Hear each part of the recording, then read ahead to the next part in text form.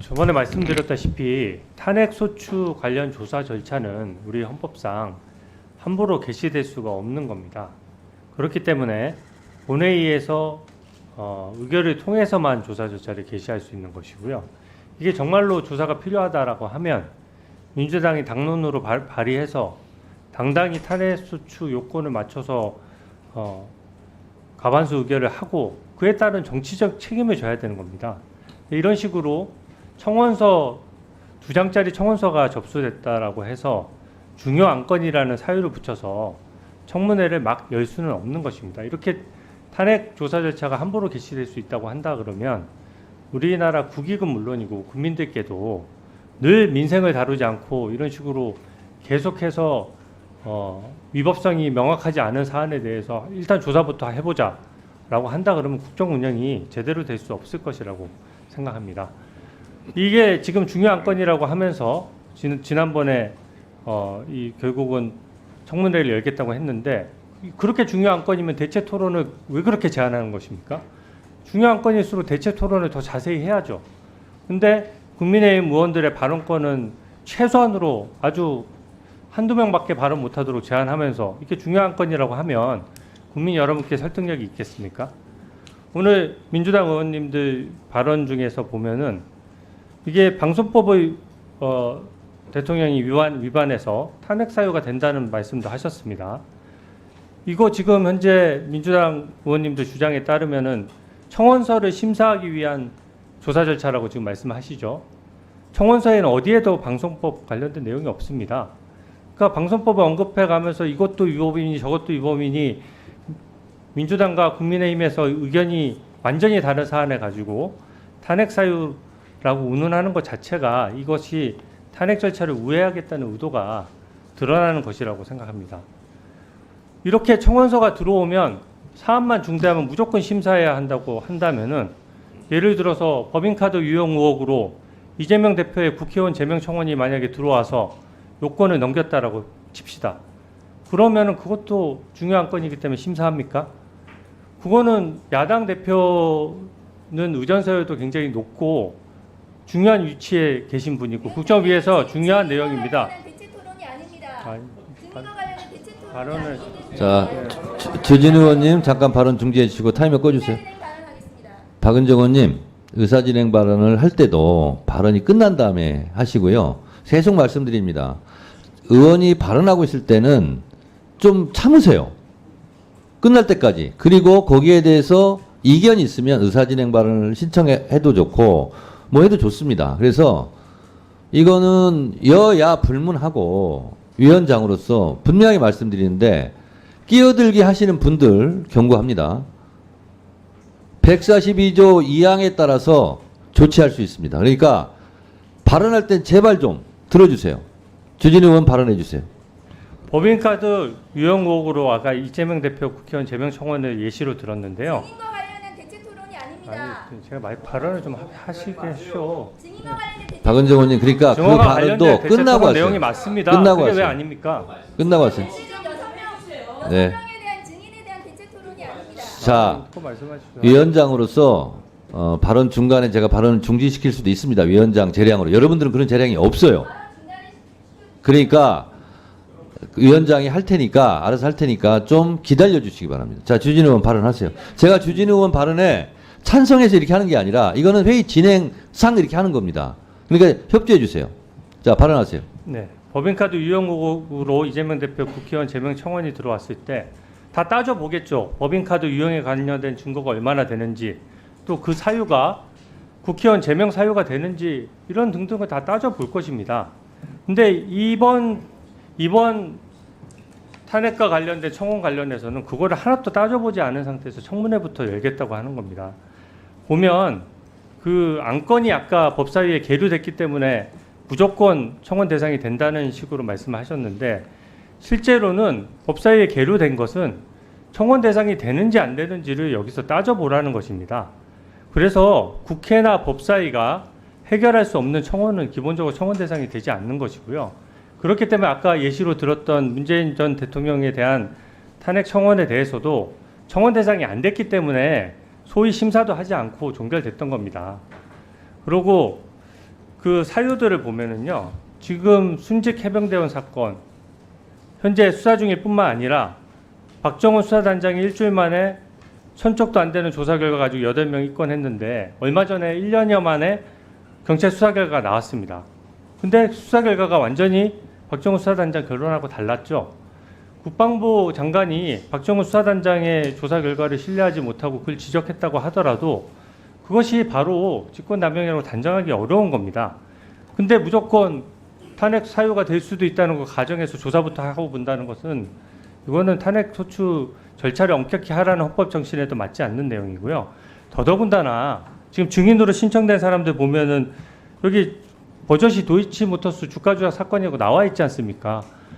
이게 대통령의 직무와 관련된 것만 탄핵 사유가 될 수 있는 거거든요. 그러니까 일반 국민이 청원하다 보니까 그거를 법리적인 걸 잘 몰라서 그렇게 신청을 한 것인데 이걸 가지고 증인 신청을 한다는 것 자체가 아예 법과 헌법에 맞지 않는 것입니다. 그렇기 때문에 자, 주진우 의원 토론 내용 중에 또 위원장이 이 진행하는 부분에 대해서 또 말씀하셨기 때문에 다시 또 한 번 말씀드립니다. 저도 입이 아픕니다. 이미 이 청원은 청원으로 성립이 됐어요. 다시 한 번 말씀드립니다. 재판을 간섭하는 내용, 국가 기밀, 국가를 모독하는 내용, 이 세 가지는 청원이 성립 안 됩니다. 그런데 이미 국회에서 이 윤석열 대통령 탄핵 청원, 이 즉각 발의 요청, 이거는 이 세 가지에 해당되지 않아서 법사위에 자동으로 회부된 겁니다. 그래서 그거에 대해서 지금 국회법 65조 1항에 따라서 청문 절차를 할 수 있기 때문에 청문회를 열고자 증인 채택까지 됐어요. 그래서 지금 추가 증인 안건에 대해서 토론하고 있습니다. 이 자체를 인정 못하겠다 그러면 토론에 참여하면 안 돼요. 나는 원초적으로 이 청원은 청원이 아니다. 성립할 수 없다. 그래 나는 토론도 참여할 수 없다. 라고 해서 퇴장하셔야 되는 거야. 앉아서 토론하면서 이거는 성립할 수 없습니다. 자꾸 얘기하면 본인 말에 의해서 탄핵되는 거예요. 자기 모순이에요. 그래서 제가 말씀드리는 거잖아요. 이미 절차가 진행돼서 토론하고 있으니 그 이전에 이것이 청원으로 성립하냐 마냐는 가급적이면 자제해 주시고 오늘 안건은 지금 6명 추가 증인에 대해서 찬성이냐 반대냐 이 토론을 해 주십사라고 제가 여러분들께 말씀을 드렸죠. 자, 그러니까 표현의 자유는 있지만 가급적 제가 이렇게 가급적 증인 정진석, 홍철호, 송창진, 이원석, 강은구, 이동혁 이 추가 증인 채택하는 것이 맞느냐 틀리냐 이 부분에 대해서 주로 토론해 주셨으면 좋겠다라고 제가 요청을 드렸잖아요. 아셨습니까? 자, 박지원 의원님 토론해 주세요. 의사진행 바랍니다. 토론해 주세요. 우리 존경하는 여당 의원님들도 또 우리 야당 의원들도 모두가 국회의원 출마하면서 국회에 가서 열심히 싸우겠습니다. 국회 퇴장하겠습니다. 이런 약속은 하지 않으셨을 거예요. 국민들에게 열심히 일하고 나라 잘 살게 하고 또 지역구 발전시키겠다 이런 약속을 했을 겁니다. 지금 누차 얘기를 했지만은 국회 탄핵 청원이 들어와 있기 때문에 5만 이상이 넘어서 사무처에서 법사위에 보냈고 지금 현재는 거의 140만이 청원한 것으로 알고 있습니다. 마찬가지로 윤석열 대통령의 탄핵을 반대하는 청원도 5만이 넘어서 우리 법사위로 넘어온 것으로 알고 있습니다. 그렇다고 하면은 과거 문재인 대통령의 청원은 왜 안 했느냐? 왜 탄핵 발의를 안 했느냐? 하는 것은 거듭 말씀드리지만은 이것은 청와대에 접수된 거고 또 국회에 접수됐다 하더라도 당시 국민의힘 전신 법사위원장이 해부하는 것을 지금 여기에서 단군 할아버지가 잘못한 것을 우리한테 따지면 어떻게 되는 거예요? 그래서 저는 말씀드립니다. 합법적으로 됐기 때문에 그 이상 말씀하는 것보다는 법사위에서 그 의견을 본회의에 낼 수 있기 때문에 법사위원으로서 할 일을 다 하자. 그래서 저는 제 토론을 마지막으로 토론을 종결하고 표결하는 것이 효과적인 국회 운영이다. 이렇게 말씀드립니다. 이상입니다. 자, 토론 종결은 토론에 참가하지 않은 분이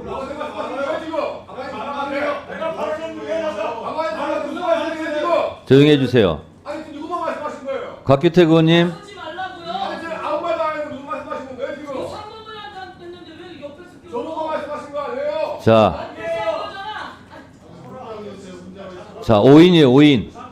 나와서요. 저보고 말씀하신 거 아니에요 지금? 조용히 해주세요. 저보고 말씀하신 거 아니에요? 누구한테 그랬어요? 조용히 해주세요. 근데 누구 왜 저보고 이야기를 해요?